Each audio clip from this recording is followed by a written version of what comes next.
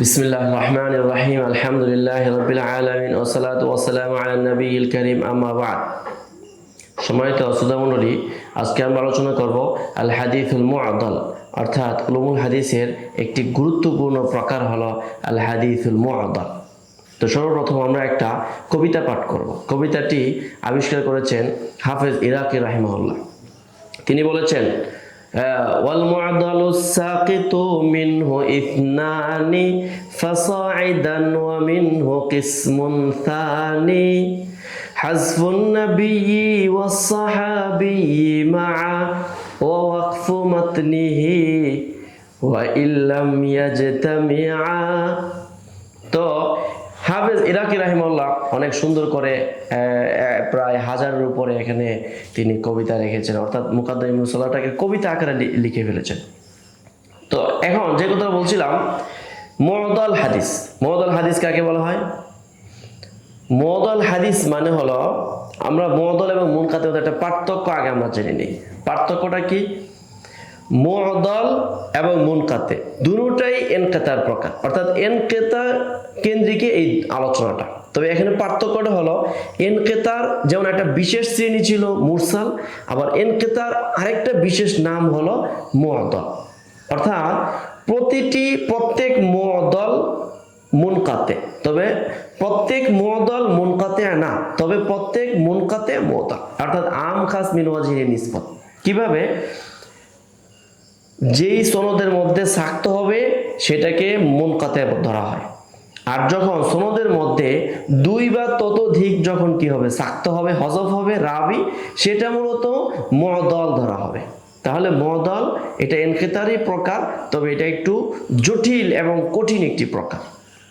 কারণ হলো যে এখানে দুইজন রাবি কি হয়ে যাবে, সাক্ত হয়ে যাবে। তো এখন একজন রাবি সাক্ত হইলে খুঁজে বের করা কত কষ্ট হয়ে যায়। সেই জায়গায় আমাদের যখন দুজন ব্যক্তি হযফ হয়ে যায় তখন তো আরো বেশি জটিল হয়ে যায়। আর এই নামের মধ্যেই মূলত তার কর্মের জটিলতাটা আমরা লক্ষ্য করি।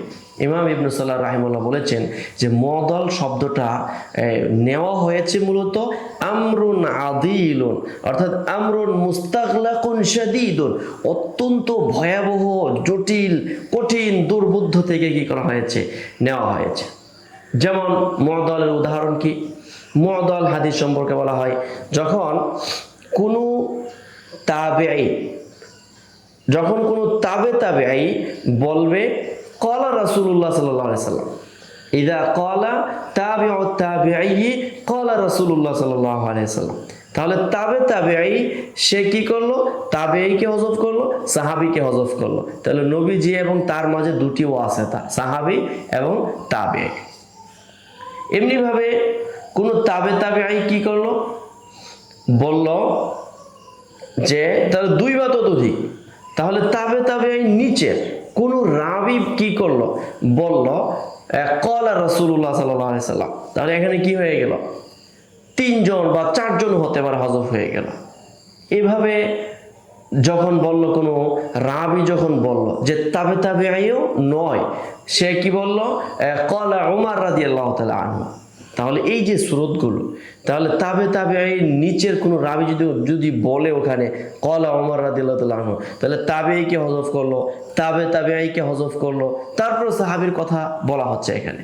তাহলে মোট কথা, মুআদ্দাল অত্যন্ত জটিল একটা বিষয়।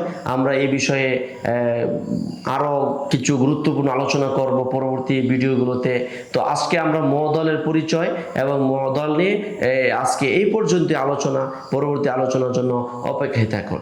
আসসালামু আলাইকুম ওয়া রাহমাতুল্লাহি ওয়া বারাকাতুহু।